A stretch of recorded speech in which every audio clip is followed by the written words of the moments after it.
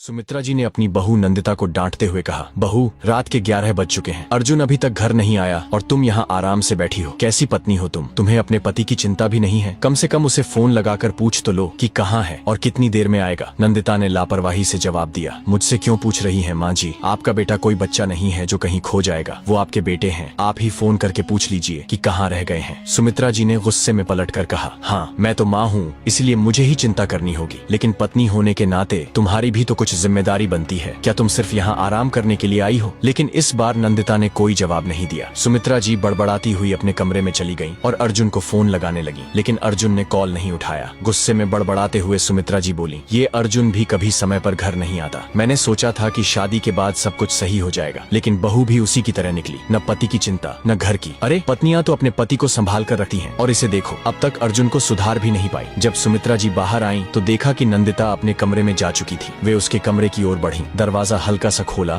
और देखा कि वह गहरी नींद में सो चुकी थी। निराश होकर सुमित्रा जी वापस हॉल में आकर बैठ गईं। कैसी औरत है ये, पति अब तक घर नहीं आया और इसे नींद भी आ गई, बिल्कुल बेपरवाह। सुमित्रा जी बड़बड़ाते हुए फिर से अर्जुन को फोन लगाने लगी, लेकिन उसने एक बार भी कॉल रिसीव नहीं किया। आखिरकार थक हार कर वह हॉल में सोफे पर बैठ गई। रात के 12:30 पर दरवाजे की घंटी बजी। सुमित्रा जी घबरा कर भागते हुए दरवाजे तक गईं और दरवाजा खोलते ही उनका दिल बैठ गया। अर्जुन नशे की हालत में दरवाजे पर खड़ा था, इतना लड़खड़ा रहा था कि खुद को संभाल भी नहीं पा रहा था। किसी तरह सुमित्रा जी ने उसे सहारा देकर घर के अंदर लाया और सोफे पर बैठा दिया। बेटा तो बुढ़ापे का सहारा होता है, लेकिन यहाँ देखो, मुझे ही तुझे संभालना पड़ रहा है। कुछ तो शर्म कर अर्जुन, कब तक यूं ही मुझे तड़पाता रहेगा? सुमित्रा जी गुस्से में डांट रही थीं, लेकिन अर्जुन को होश होता तब तो वह कुछ जवाब देता। वह नशे में धुत सोफे पर लुढ़क गया। सुमित्रा जी निराश होकर अपने कमरे में चली गईं और बड़बड़ाने लगीं, जब पत्नी को ही कोई परवाह नहीं है तो मैं क्यों परेशान होती रहूं? पहले अकेला बेटा खून पीता था, अब बहू भी उसी के साथ मिल गई। मेरी तो पूरी जिंदगी ही बर्बाद हो गई। गुस्से में उन्होंने चादर ओढ़ ली और सो गईं। सुबह जब उनकी आंख खुली तो देखा कि अर्जुन अभी भी हॉल में सोया पड़ा था और नंदिता पास में डाइनिंग टेबल पर बैठकर चाय पी रही थी। सुमित्रा जी को देखकर नंदिता ने पूछा, माँ जी, आप चाय लेंगी? उसे देखकर सुमित्रा जी ने निराशा से हाथ जोड़ते हुए कहा, तू ही पी अपनी चाय, पति यहाँ नशे में पड़ा है। लोगों की तो चिंता के मारे भूख प्यास उड़ जाती है, और तुझे देखो, इतनी बेपरवाह होकर चाय पी जा रही है। सुमित्रा जी की बात सुनकर नंदिता हल्की मुस्कान के साथ बोली, क्या बात है माँ जी, आज तो आप बहुत गुस्से में लग रही हैं। भला मैं क्यों अपना खाना पीना छोड़ूं? आपका बेटा कितने सालों से बिगड़ा हुआ है, लेकिन आपने तो कभी खाना पीना बंद नहीं किया। फिर मुझसे ऐसी उम्मीद क्यों? माँ जी, जरा शांति बनाए रखिए, कहीं बीपी न बढ़ जाए। वैसे भी मैंने नाश्ता तैयार कर दिया है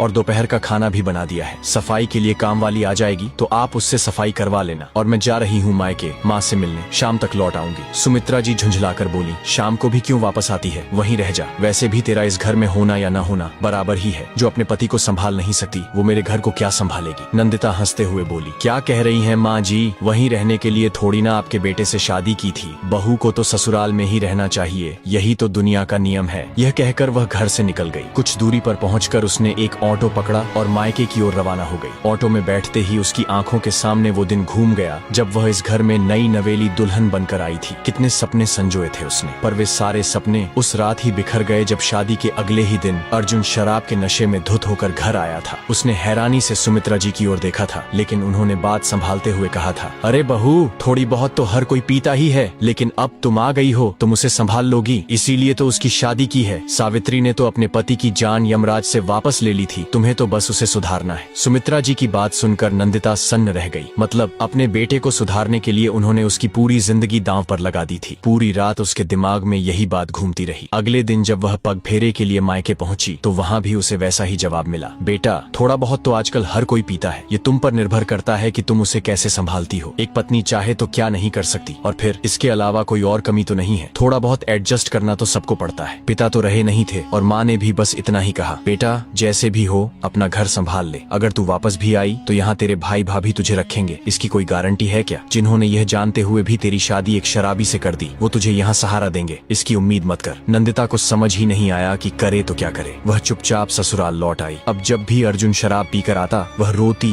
परेशान होती, लेकिन सुमित्रा जी को इससे कोई फर्क नहीं पड़ता। उन्हें तो लगने लगा था कि बेटे को बहू के हवाले कर उन्होंने अपनी जिम्मेदारी पूरी कर दी। लेकिन 2 महीने पहले जब अर्जुन ने शराब के नशे में नंदिता को बेरहमी से पीटा, सिर्फ इसलिए कि उसने उसे शराब पीने से रोकने की कोशिश की थी, तो सुमित्रा जी ने फिर से उसी पर इल्जाम लगा दिया। हे भगवान, एक पति तक नहीं संभाल सकती, घर क्या संभालेगी? मैंने तो यह सोचकर अपने बेटे की शादी की थी कि बहू आकर उसे सुधार देगी, लेकिन यह तो उल्टा उसे परेशान करने लगी। अरे वो तेरे नाज नखरे उठाता है, तेरे खर्चे उठाता है, फिर अगर तू हर समय उसे रोकने टोकने लगेगी तो गुस्से में हाथ उठाएगा ही। थोड़ा प्यार से संभालना सीख। जब नंदिता ने मायके वालों से शिकायत की तो उन्होंने भी सिर्फ हमदर्दी जताकर बात खत्म कर दी। भाभी तो यहाँ तक कहकर चली गई, एक पति तक नहीं संभाल सकती तो और क्या कर लेगी। दोबारा लौटने की सोचना भी मत, हम अपना देखें या तुम्हारा। तेरी माँ को यहाँ रख रखा है वही बड़ी बात है। तो नंदिता ने भी ठान लिया कि अगर इसी तरह इस घर में रहना है तो या तो पूरी जिंदगी मार खाकर रोती रहे या फिर बेशर्म होकर अपना रास्ता खुद बनाए। उसने दूसरा रास्ता चुना। धीरे धीरे उसे यह समझ आने लगा कि अर्जुन उससे झगड़ा सिर्फ तब करता था जब वह शराब के नशे में होता था, वरना तो वह नंदिता से ठीक ही बात करता था। इसलिए अब जब अर्जुन नशे में होता तो नंदिता बेवजह बहस करने से बचती। उसने 1-2 बार नौकरी करने की बात की लेकिन सुमित्रा जी ने हंगामा खड़ा कर दिया। इसके बाद नशे की हालत में अर्जुन ने अपनी माँ के कहने पर उससे बदतमीजी की, गालियां दी। तब से उसने सुमित्रा जी के सामने नौकरी की बात करना ही छोड़ दिया। लेकिन उसे आत्मनिर्भर तो बनना ही था। पढ़ी लिखी थी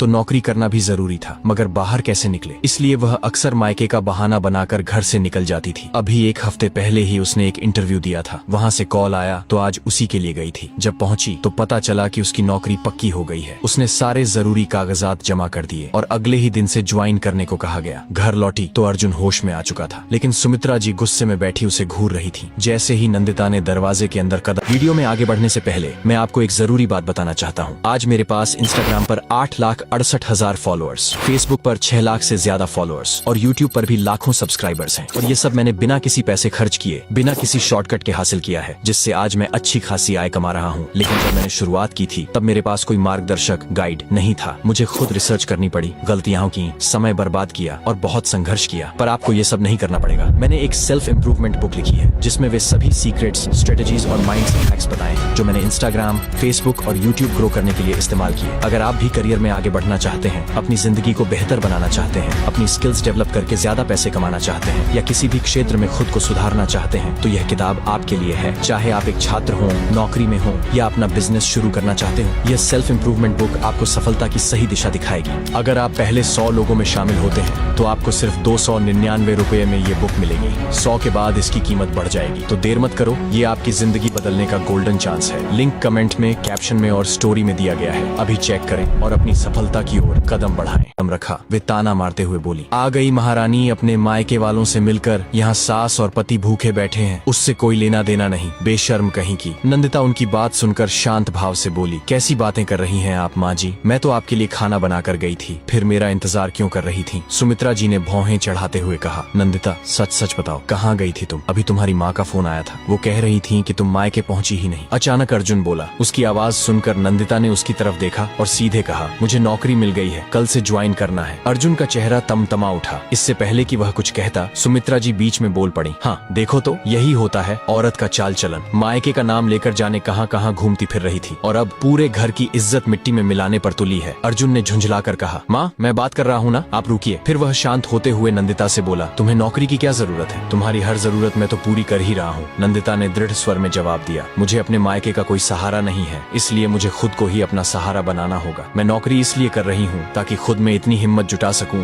कि आपके सामने खड़े होकर कह सकूं, या तो आप शराब छोड़िए या मुझे छोड़ दीजिए। अर्जुन एकदम सख्ते में आ गया। सुमित्रा जी ने माथा पीटते हुए कहा, हाय राम, अपने ही पति को छोड़ने की धमकी दे रही है। बेशर्म, घर बनाने के बजाय इसे खुद अपने हाथों तोड़ रही है। लेकिन इस बार नंदिता भी चुप नहीं रही। उसने ठोस आवाज में कहा, बस कीजिए माँ जी, बहुत सुन लिया मैंने। मैं कोई नशा मुक्ति केंद्र नहीं हूँ, बल्कि एक इंसान हूँ जिसकी अपनी भी कोई जिंदगी है और मुझे अपनी जिंदगी के बारे में सोचने का पूरा अधिकार है। मगर इस रिश्ते को तोड़ने से पहले मैं इसे एक आखिरी मौका देना चाहती हूँ। बताइए अर्जुन जी, आप शराब छोड़ेंगे या फिर पत्नी? कमरे में सन्नाटा छा गया। अर्जुन कुछ देर तक गहरी सोच में डूबा रहा, फिर हल्की मुस्कान के साथ बोला, ठीक है, जब तुम इस रिश्ते को एक मौका देना चाहती हो तो मैं भी ये मौका लूंगा। कब ज्वाइन करना है तुम्हारा नशा मुक्ति केंद्र? उसकी बात सुनकर नंदिता की आंखों में चमक आ गई, जबकि सुमित्रा जी बिल्कुल स्तब्ध खड़ी रह गईं। उनकी आंखों से आंसू बह निकले। जो काम वह बरसों तक नहीं कर पाई वह उनकी बेशर्म बहू ने कर दिखाया। अगले ही दिन अर्जुन ने नशा मुक्ति केंद्र ज्वाइन कर लिया। महीनों की मेहनत और संघर्ष के बाद उसमें सचमुच बदलाव आया। उसने हमेशा के लिए शराब छोड़ दी और आज वही सुमित्रा जी अपनी बेशर्म बहू की नजरें उतारते नहीं थकती। निष्कर्ष, आत्मनिर्भरता और आत्मसम्मान जीवन के सबसे महत्वपूर्ण आधार हैं। समझौता वहीं तक उचित है जहां तक वह व्यक्ति की गरिमा को ठेस न पहुंचाए। नंदिता ने धैर्य और साहस के साथ अपने हालात को बदला और यह साबित किया कि सशक्त महिलाएं न केवल अपना जीवन संवार सकती हैं बल्कि अपने परिवार में भी सकारात्मक बदलाव ला सकती हैं। सही निर्णय और आत्मविश्वास से कोई भी परिस्थिति बदली जा सकती है, बस आवश्यकता होती है संकल्प और दृढ़ता की। दोस्तों, अगर आपको ये कहानी पसंद आई हो और इससे आपको कुछ सीखने को मिला हो तो वीडियो को लाइक जरूर करें, इसे ज्यादा से ज्यादा शेयर करें ताकि और लोग भी इससे प्रेरणा ले सकें। और ऐसे ही दमदार कहानियों के लिए चैनल को सब्सक्राइब करना न भूलें। आपका एक लाइक और सब्सक्राइब हमें और बेहतरीन कंटेंट बनाने की प्रेरणा देता है। तो चलिए दोस्तों, मिलते हैं अगले वीडियो में। धन्यवाद।